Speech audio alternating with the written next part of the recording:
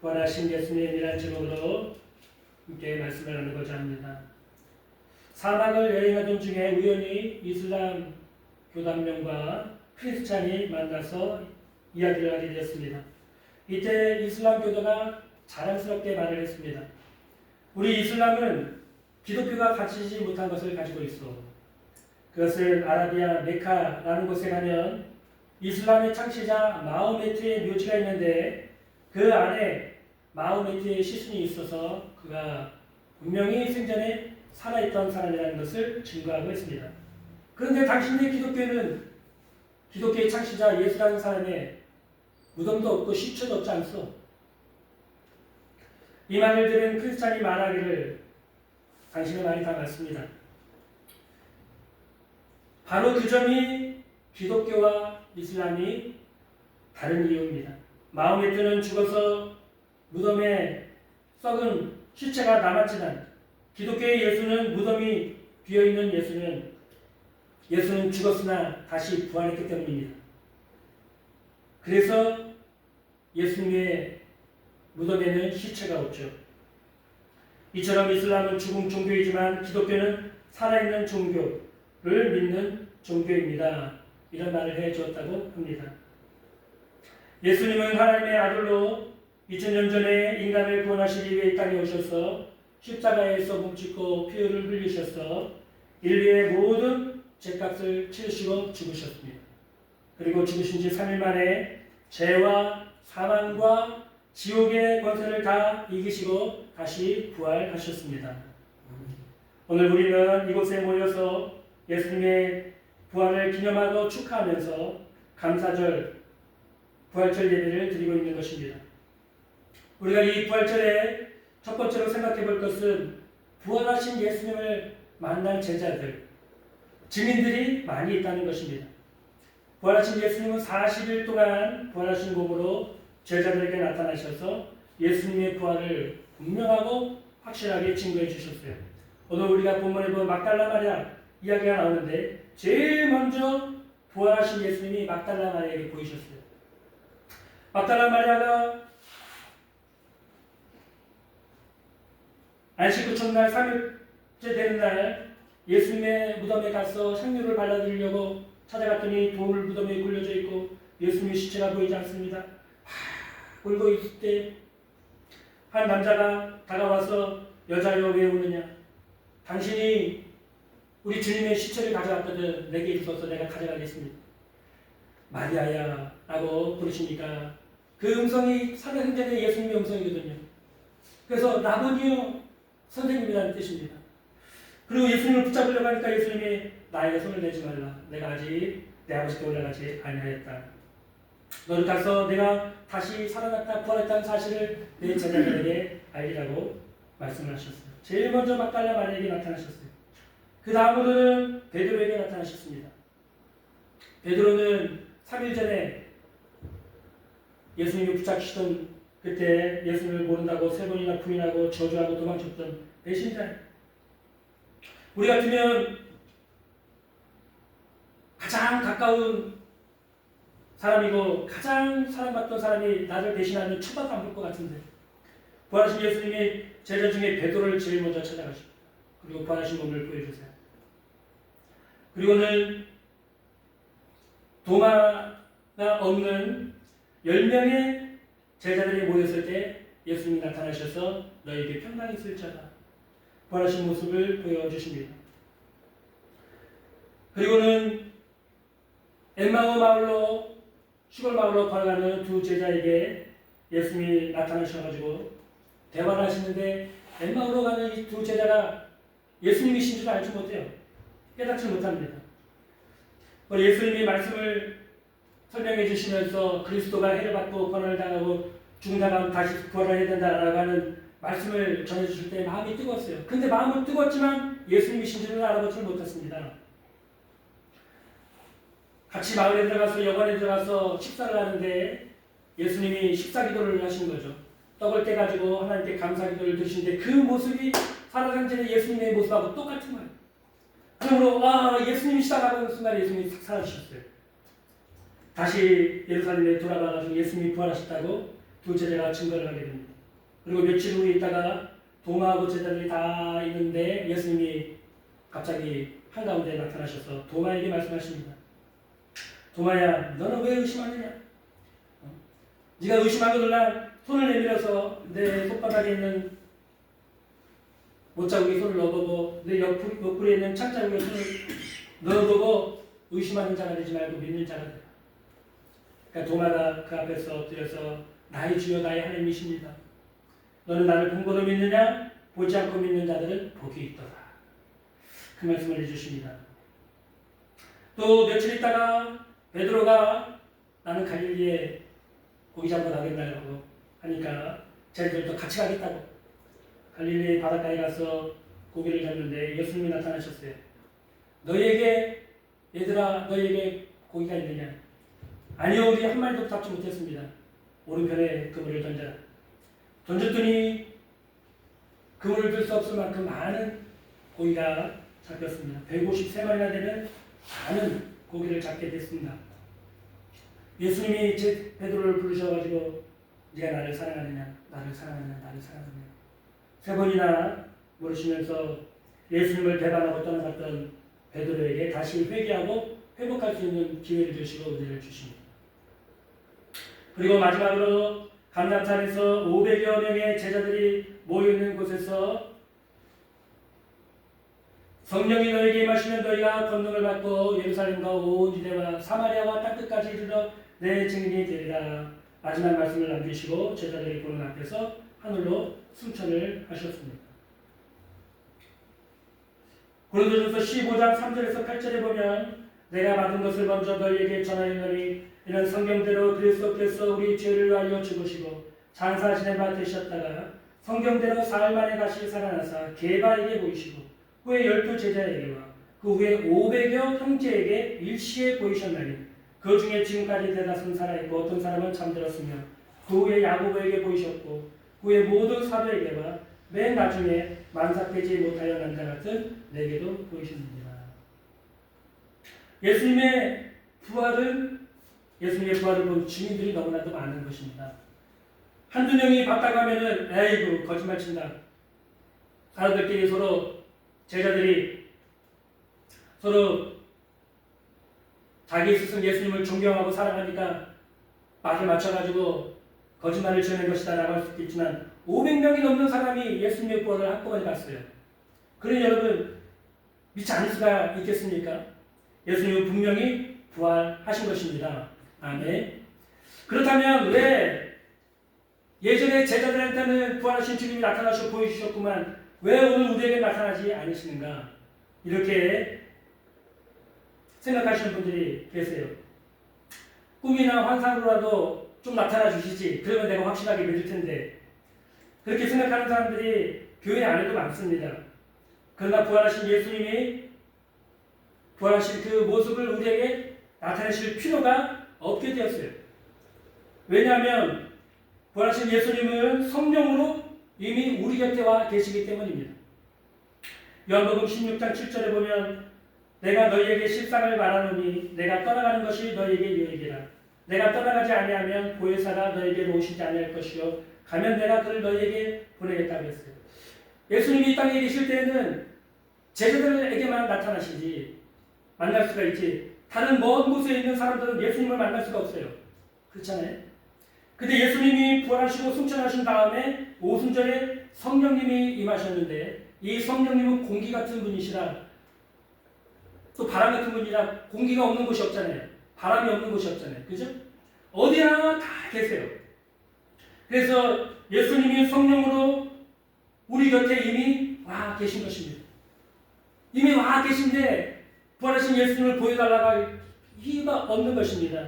우리가 예수님을 믿고 모시고 영접하고 따르는 것처럼 오늘날 우리가 성령님을 믿고 의지하고 인정하고 따르면 바로 우리 곁에 예수님이 와 계신 것이고 그 예수님이 우리 곁에서 우리와 함께 해주시는 것입니다. 그러므로 성령님이 이미 우리 곁에 와 계시기 때문에 예수님이 꿈으로나 환상으로나 우리에게 다시 나타나실 필요가 없는 거죠. 두 번째로는 예수님은 말씀으로 이미 우리 안에 들어가 계신 것입니다. 마태복음, 요한복음 1장 1절에 보면 태초에 말씀에 계시니라. 이 말씀이 하나님과 함께 계셨으니 이 말씀은 곧 하나님이십니다. 말씀이 하나님이세요. 그 말씀이 예수님이세요. 예? 그러니까 이 말씀을 읽고 말씀을 묵상하고 또 말씀을 듣게 되면 우리가 예수님의 음성을 듣는 것입니다. 예? 말씀을 믿으면 내가 예수님을 믿는 것이고 말씀을 영접하면 내가 예수님을 영접하는 것이에요. 그래서 우리가 말씀을 들을 때 주님의 음성을 오늘날도 우리가 들을 수가 있고 주님을 말씀을 통해서 만날 수가 있는 것입니다.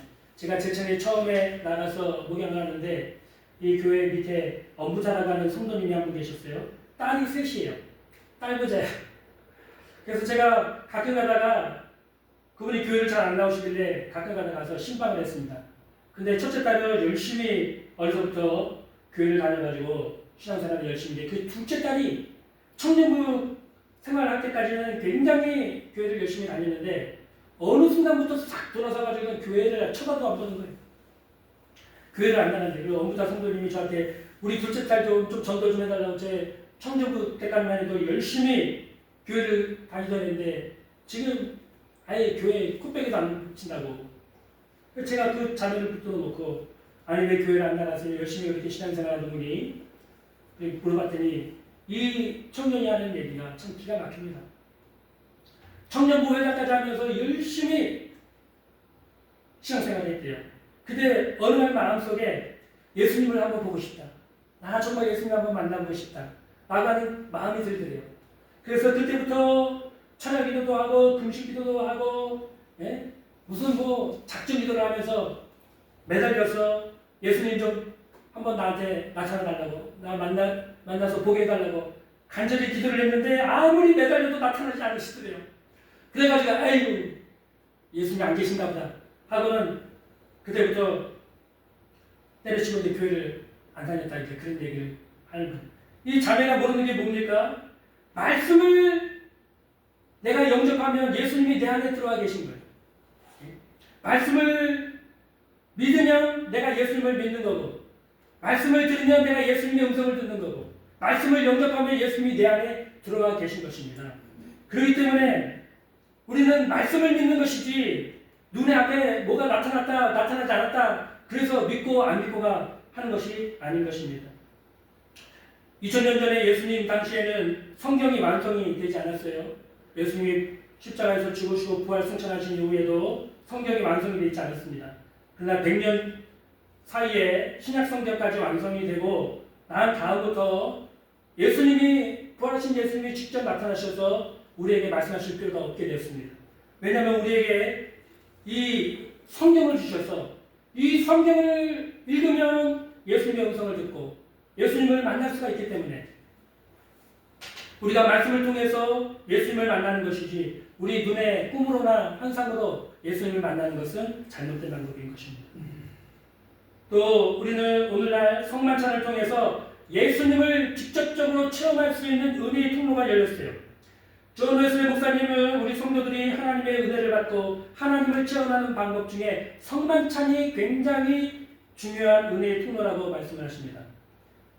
고린도전서 11장 23절 26절에 보면 내가 너에게 전한 것은 주께 받은 것이니 곧 주께서 잡히시던 밤에 떡을 가지사 축사하시고 떼어 이르시되 이것은 너희를 위하는 내 몸이니 이것을 행하여 나를 기념하라 하시고 식후에 또한 그와 같이 잔을 가지시고 이르시되 이 잔은 내 피로 세운 새 언약이니 이것을 행하여 마실 때마다 나를 기념하라 하셨으니 너희가 이 떡을 먹으며 이 잔을 마실 때마다 주의 죽으심을 그가 오실 때까지 전하는 것이라.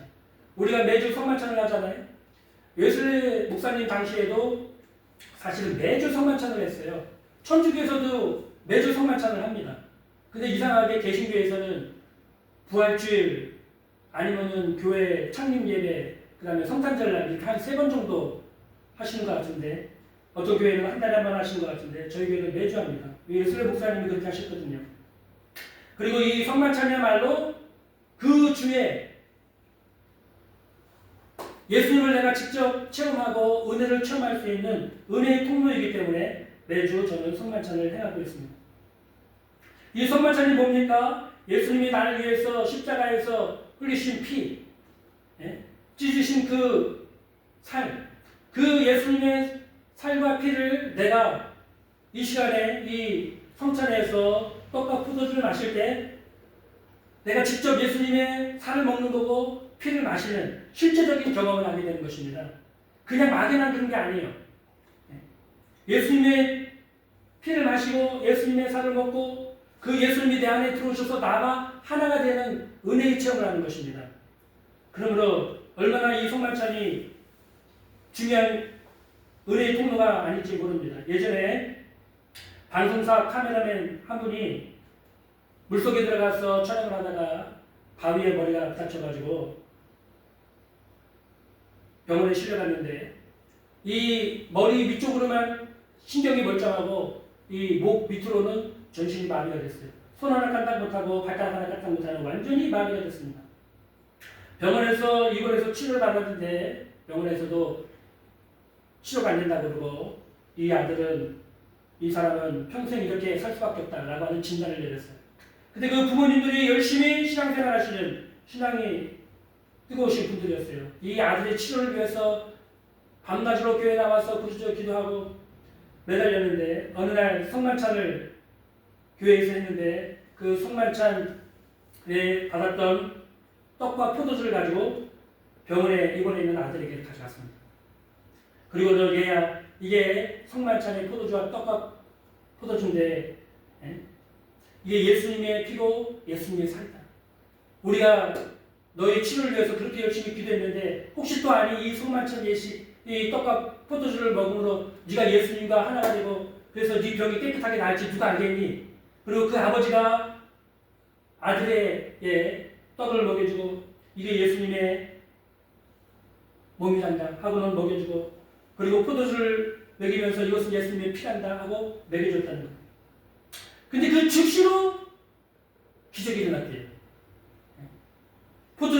떡과 포도주를 먹었던 그 아들이 갑자기 손을 꼼짝꼼짝 거리더니 손이 움직이기 시작하더래요. 그리고는 잠시 후에는 발을 움직이기 시작하니 발가락이 막 움직이기 시작하더랍니다. 그리고 며칠 안 있어서 그 병원에서 완전히 나서 퇴원을 했다는 것입니다. 그래서 열심히 방송사에서 카메라맨으로 활동도 하고 자신이 치유받은 일을 간증하면서 열심히 신앙생활도 하는 그런 성도가 되었다고 하는 그런 간증을 들은 적이 있습니다. 우리는 성만찬을 통해서 예수님을 직접 만나고 체험하는 은혜를 누릴 수가 있는 것입니다. 그냥 이 성만찬을 받을 때 예식으로 형식으로 받으면 안 돼요.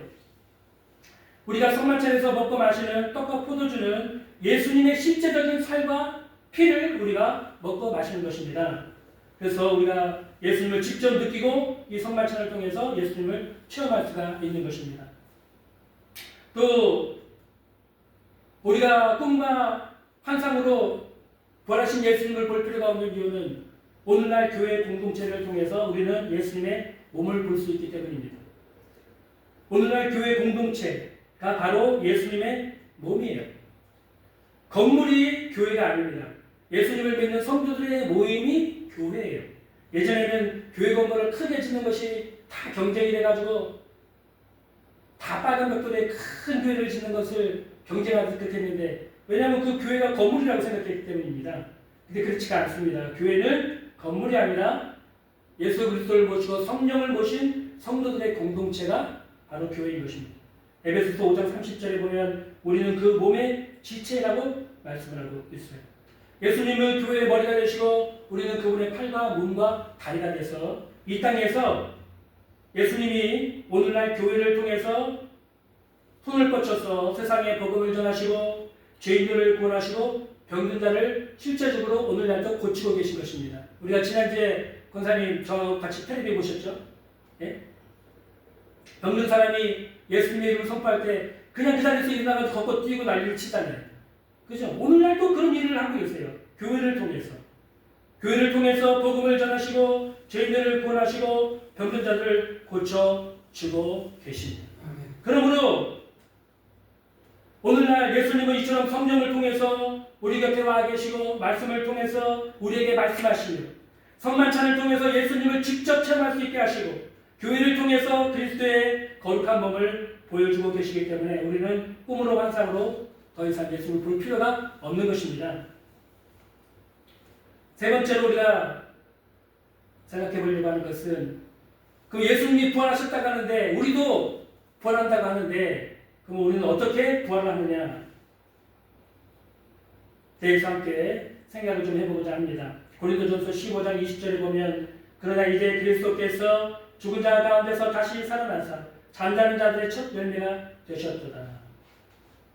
예수님께서 2000년 전에 십자가에서 인류의 모든 죄를 다 담당하시고 죄값을 치르시고 죽으셨습니다. 그리고 3일 만에 죄와 사망과 지옥의 권세를 모두 이기시고 다시 부활하셨습니다. 우리 예수 믿는 성도들도 이 예수님 때문에 마지막 날에 부활할 것이라고 성경은 우리에게 말씀하고 있습니다. 앞으로 두 번의 부활이 남아있어요. 인류의 역사에는 두 번의 부활이 남아있는데 첫 번째 부활입니다.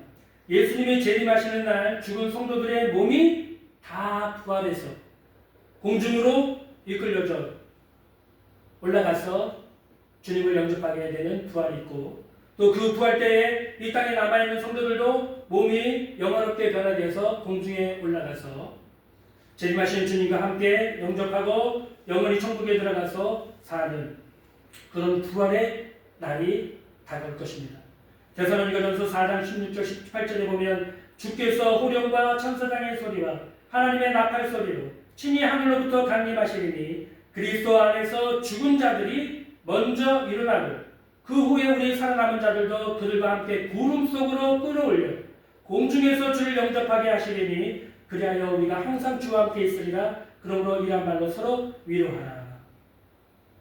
첫 번째 부활의 때가 언제 있습니까? 요즘에 보니까 예전에 92년도하고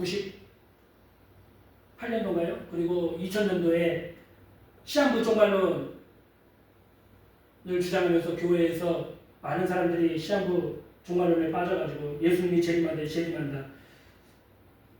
그래서 뉴스에도 비춰지고 세상의 조롱을 받았던 그런 때가 있었습니다.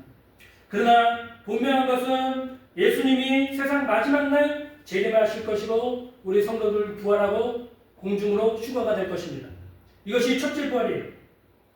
마지막 날 주님께서 오시는데 적그리스도가 세상을 왕으로 통치할 것, 교회를 박해하고 성도들을 박해해서 수많은 성도들이 순교를 당할 것입니다. 그리고 큰 배교가 있다고 했어요. 얼마나 그 핍박이 심한지 믿는 사람들 중에 많은 수가 믿음을 포기하고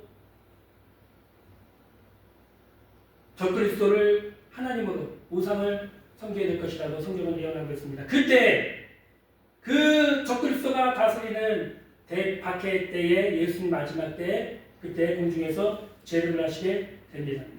그때 죽은 자들의 성도들이 한순간에 영화로운 몸으로 부활해서 공중으로 주님께로 끌어올려지고 이 땅에 끝까지 믿음을 그래도 목숨을 걸고 믿음을 지켰던 그 성도들도 갑자기 몸이 변화돼서 영화로운 몸으로 공중에 끌어올려서 주님께로 가서 주님을 공중에서 영접을 하는 첫 번째 부활이 있게 될 것입니다. 요한계시록 20장 6절에 보면 이 첫째 부활에 참여하는 자들은 복이 있고 거룩하도다. 둘째 사망이 그들을 다스리는 권세가 없고 도리어 그들이 하나님과 그리스도의 제사장이 되어 1000년 동안 그리스도와 더불어 왕노릇하리라. 아멘. 이 첫째 부활에 참여하는 성도들은 영원한 천국에 들어가게 될 것입니다. 그리고 앞으로 인류는 두 번째 부활을 맞게 될 것입니다. 이 두 번째 부활은 마지막 심판을 위한 부활로서 믿지 않는 모든 불신자들을 지옥의 심판으로 심판하기 위해서 불신자들이 다 부활하는 부활의 날이 있을 것입니다. 요한계시록 20장 11절에서 15절에 보면 또 내가 크고 흰 보좌와 그 위에 앉으신 이를 보니 땅과 하늘이 그 앞에 피하여 관계없더라. 또 내가 보니 죽은 자들이 큰 자나 작은 자나 그 보좌 앞에 서 있는데 책들이 펴있고 또 다른 책이 펴졌으니 곧 생명책이라. 죽은 자들이 자기 행위를 따라 책에 기록된 대로 심판을 받으니 바다가 그 가운데서 죽은 자들을 내주고 또 사망과 무도 그 가운데서 죽은 자들을 내주매 각 사람이 자기 행위대로 심판을 받고 사망과 무도 불못에 던져지니 이것은 둘째 사망 곧 불못이라. 누구든지 생명책에 기록되지 못한 자는 불못에 던져지더라 라고 말씀하고 있습니다.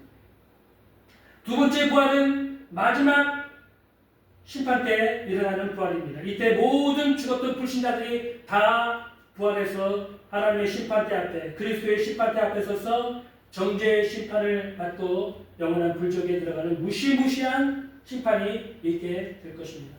제가 어제 저희 세 번째 큰아버지 병문안을 저희 형님과 함께 갔습니다. 가서 저는 이제 마지막이라고 하니까 가서 그래도 교회를 다니신다고 하니까 예수님을 믿으십니까? 구원 받으셨습니까? 거듭나셨습니까? 오늘 죽어도 천국 가고 예수님 앞에 하나님 앞에 설 수 있는 믿음이 있습니까? 이거 물어보려고 제가 마음을 작정하고 갔는데 뭐 기회가 주어지지 않았어요. 거기 친척들이 다 계시고 저희 형님 목사님이 오셔가지고 예배 인도하시고 기도 인도하시는데 저에게는 순서가 주어지지 않았습니다. 한 달 전만 해도 멀쩡하게 다니시고 건강하셨던 분이 한 달 만에 제가 뵈니까 누워가지고는 말도 못하세요. 그리고 이 당나맘이 다 말기가 돼가지고 전이가 돼가지고 이 배가 복수가 찼는데 거의 5분에 한 번씩은 막 소리를 너무 아프시니까 대화가 되지도 않고 한 달 만에 사람이 그렇게 돼요. 그래서 복음의 예수님에 대해서 천국에 대해서 말씀을 드리려고 해도 뭐 이건 뭐 그 시기는 벌써 이제 지나갔어요. 놓쳤어요. 제가 보니까 안 되더라고요. 들을 수 있는 상황이 아니에요. 그래서 할 수 없이 저희 형님이 치유를 위해서 기도만 해주시고 예배 인도해 주시고 그렇게 돌았는데 마음이 얼마나 안타까운지 몰라요.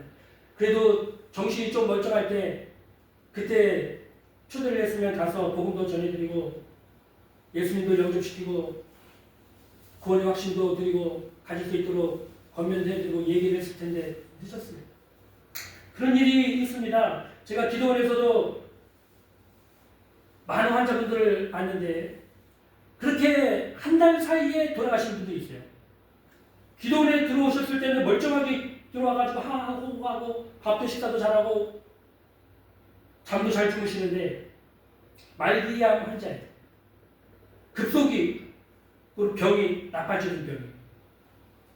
멀쩡하게 들어오셨는데 시간이 지나면서 저희 신학생들이 모여가지고 교수님들로부터 성경 공부도 배우고 신학 공부도 배우는데 시간이 남으시니까 거기도 와가지고 같이 저희들이랑 어울리면서 차도 마시고 얘기도 하시는 분인데 한 달 사이에 돌아가셨어요.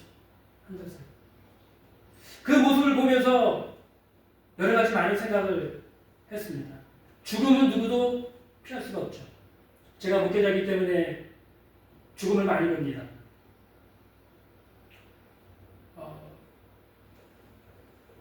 점점 이제 그 친구들, 동기 목사님들, 부모님이 돌아가신다는 얘기가 점점 들리고 또 우리 동기나 선후배 중에도 교통사고로 아니면 병에 걸려서 죽는다는 소식이 자꾸 들립니다. 점점 죽는 날이 다가오는 거죠. 그러면 죽는 날 내가 죽음으로 끝나는 것이 아니라 부활해가지고 이처럼 주님 앞에 들림을 받든지 아니면 하나님의 백보자 심판 앞에 서가지고 지옥의 형벌을 받든지 둘 중에 하나인데 예수님을 정말 십자가를 믿고 부활을 믿고 그분을 모시고 하나님의 영광과 복음을 위해서 정말 살고 있느냐. 그래서 내가 부활해서 하나님 앞에 서는 날 영광의 몸으로 부활해서 하나님 앞에 섰을 때 착하고 충성된 종아 네가 나를 위해서 충성하였으니 이 예비된 천국의 잔치에 들어오느라 이 선언을 들을 것인가. 아니면 내가 부활했는데 하나님 백보자 앞에 심판에 가서 이 악하고 게으른 종아 너는 나를 위해 살지 않고 너 자신만을 위해서 살았으니 너는 저 불신자들과 함께 영원한 지옥불에 들어가라. 이런 선언을 받을 것인가. 그런 생각을 자주 하게 됩니다. 예수님의 부활은 죄와 사망과 지옥의 권세를 모두 이기시고 부활하신 부활이에요. 그래서 예수님을 믿으면 우리도 죄와 사망과 지옥의 권세에서 벗어났어요. 부활의 날, 승리의 날, 주님과 함께 영원히 복되게 천국에 들어가서 살 수 있도록 주님께서 2000년 전에 죄와 사망과 지옥의 권세를 이기시고 부활하신 것입니다. 1945년 8월 15일 날 일본 천황이 미군에게 항복을 선언함으로 2차 세계대전이 다 종식이 되고 그 당시에 일본의 식민지 통치를 받고 있던 조선도 해방을 받게 되었습니다. 그런데 어찌된 일인지 8월 15일 날 해방이 되었는데 조선은 조용했어요. 제주도부터 저 위에 백두산까지 조선 팔도에 해방이 되었다는 소식이 전해졌음에도 아무도 거리에 뛰어나와서 대한독립 만세를 외치자 한 사람이 단 한 사람도 없었습니다. 왜요? 알지 못했어요. 근데 그 다음날 8월 16일 날 서울에 있는 서대문 영문소에서 일본 수사들이 독립투사들을 다 풀어주는 석방을 하게 됩니다. 그때 서대문 영문소 앞에 나와있던 가족들과 거리의 시민들이 그 모습을 보면서 독립투사들이 그렇게 고문을 받고 괴롭힘을 당한 그 모습으로, 초췌한 모습으로 풀려나오는 모습을 보면서 아 진짜 우리나라가 독립됐구나, 대한독립 만세, 대한독립 만세, 대한독립 만세 외치던 사람들이 이제 서대문 영문소 앞에서 광화문 앞에까지 가면서 소리를 지르니까 그 주변에 있던 사람들이 다 일제히 몰려와서 대한독립 만세를 외치면서 그 소리가 전국으로 퍼져나갔다는 것입니다. 알지 못하면은 대한독립 만세를 외칠 수 없고 기뻐할 수가 없습니다. 예수님의 부활도 예수님이 부활하셨지만 알지 못하면 사람들이 기뻐하고 즐거워하고 받아들일 수가 없는 거예요. 우리는 예수님의 십자가와 부활하심을 알고 믿는 사람이 되었습니다. 복받은 사람이 된 것이죠. 죄와 사망과 지옥의 권세에서 우리는 건짐을 받은 것입니다. 예수님이 부활하셨기 때문에요. 예. 그러면 이제는 우리만 이 사실을 알고 끝날 것이 아니라 우리도 알지 못하는 사람들에게 예수님이 부활하셨다, 예수님이 십자가에서 우리 죄를 다 감당해 주시고 3일 만에 부활하셨다는 소식을 우리도 사람들에게 전하는 그런 부활절이 됐으면 좋겠습니다. 2000년 전에 우리 예수님을 분명히 죄와 사망과 지옥의 권세를 다 이기시고 부활하셨습니다. 기도하겠습니다.